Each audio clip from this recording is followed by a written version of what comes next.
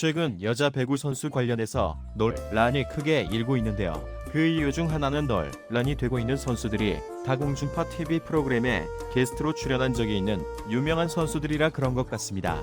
바로 이재용, 이다용 쌍둥이 자매와 김연경인데요. 이번에는 현재까지 일어난 사건들을 쭉 정리해보는 시간을 갖도록 하겠습니다.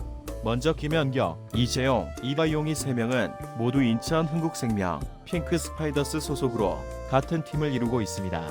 이 중 이재용과 이다용은 쌍둥이 자매이고 김연경의 경우는 독보적인 국내 여자 배구원 탑이라고 할 수 있죠. 국내 여자 배구 국가대표들로 활약하고 있는 선수들입니다. 이번 논란의 중심에 있는 사람들이기도 하죠. 이재용, 이다용은 유퀴즈라는 프로그램에 출연한 적이 있고 김연경은 아는 형님에 출연한 적이 있습니다.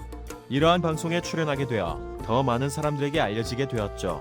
먼저 이다용과 김연경의 갈등으로부터 논란이 처음 시작됩니다. 이다용이 2020년 12월 본인의 인스타그램에 갑질, 나의 쌀 먹고 내가 다 터뜨릴 거야 등의 발언을 올려서 이슈가 되었죠.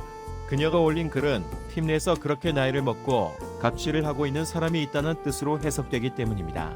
논란이 된 이후 흥국생명 구단 내에서 갈등이 있다는 관계자의 발언이 나왔고 얼마 뒤 팀 주장 김연경의 인터뷰를 통해서 내부 문제가 있다는 사실이 인정되었습니다.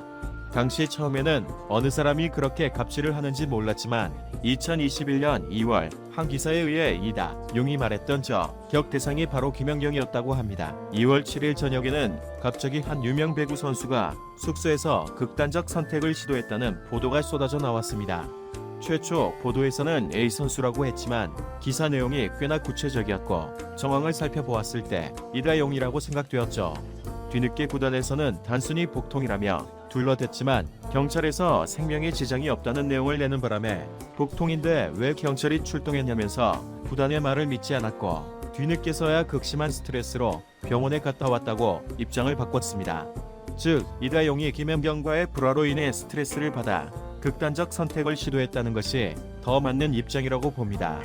유명 여자 배구 선수가 극단적 선택 시도를 했었던 날인 바로 다음 날인 2월 7일 DC 인사이드 배구 갤러리에는 한 폭로글이 올라왔습니다. 해당 글의 내용에는 이다용과 이재용이 학교 폭력을 저질렀다는 내용과 함께 피해 사실을 구체적으로 서술하고 있었습니다. 처음에는 인증이라고 올린 게 졸업 앨범이 전부였기 때문에 허위 사실이 아니냐는 댓글들이 많았었습니다.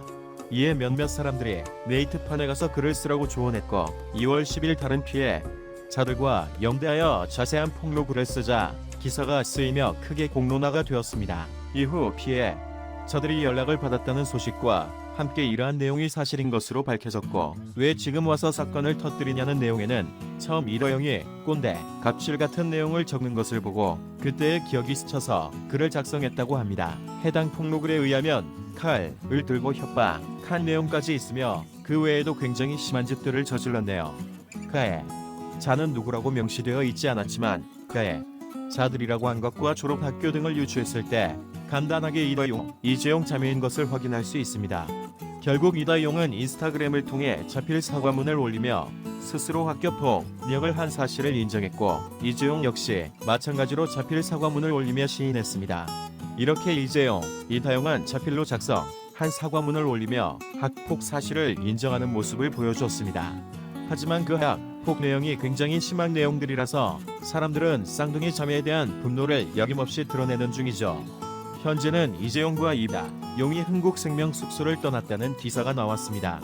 구단에서는 이에 대해 자매가 언제 복귀할지는 미지수이며 구단에서는 심리치료 등으로 회복을 도울 예정이라고 합니다.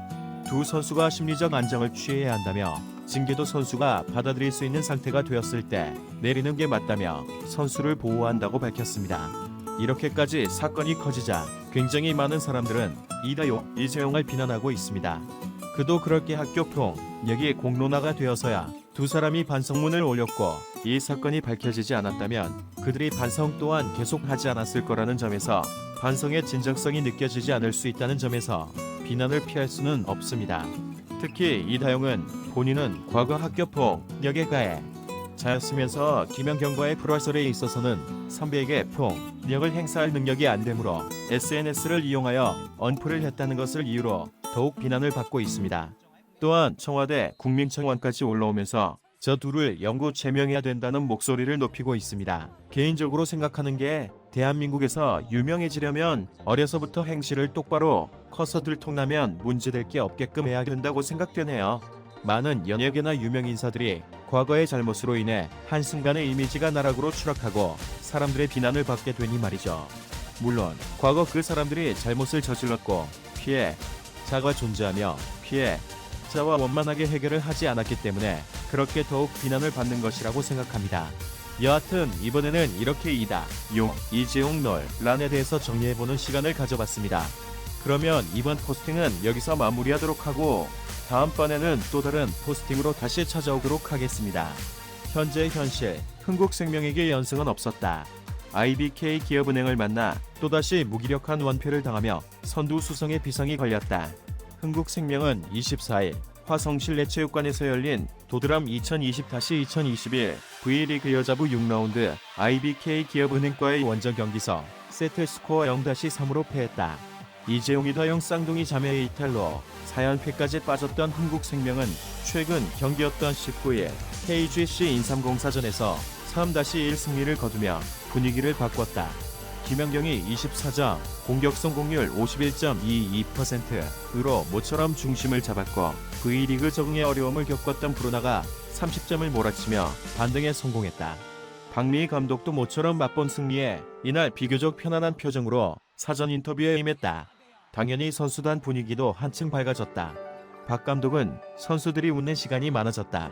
이야기하는 목소리도 커졌고 분위기를 끌어올리려고 서로 노력한다고 달라진 흥국생명을 설명했다. 그러면서 브루나가 한 번 잘하는 게 아닌 꾸준히 해줘야 할 상황이다. 오늘이 본인에게 중요한 날이라고 강조하며 너무 덤비지 말고 평정심을 유지하라는 주문을 했다고 킥플레이어로 브루나를 꼽았다. 그러나 흥국생명은 이날 다시 무기력한 플레이를 펼치며 인삼공사전의 흐름을 잇지 못했다. 한 세트 김미연이 목적타 서브에 고전하며 흐름을 내줬고 브루나 역시 기복을 보이며 공격 범실을 자주 범했다. 브루나의 한 세트 기록은 2점 공격 성공률 7.142%. 김연경만큼은 제 몫을 충분히 해냈다. 한 세트 막판 토지 있는 플레이로 혼자 5점을 책임지며 상대의 간담을 서늘케 했고 두 세트 17-17 동점 상황에서는 큰 소리로 가자를 외치며 동료들을 다독였다. 침체돼 있는 브루나를 향해 먼저 하이파이브를 건네는 모습도 포착됐다. 이날 기록은 19점, 48.57%. 하지만 무너진 패턴 플레이, 흔들리는 리시브, 외인의 침묵 등 각종 변수를 홀로 극복하기엔 역부족이었다. 결국 흥국생명은 셧아웃 원패로 연승에 실패, 2위 GS 칼텍스와의 승점차를 3점에서 더 이상 벌리지 못했다. 공교롭게도 다음 경기는 28일 장충 GS 칼텍스전, 이날 승점을 1점도 챙기지 못한 탓에 상당한 부담 속에 GS 칼텍스를 만나게 됐다.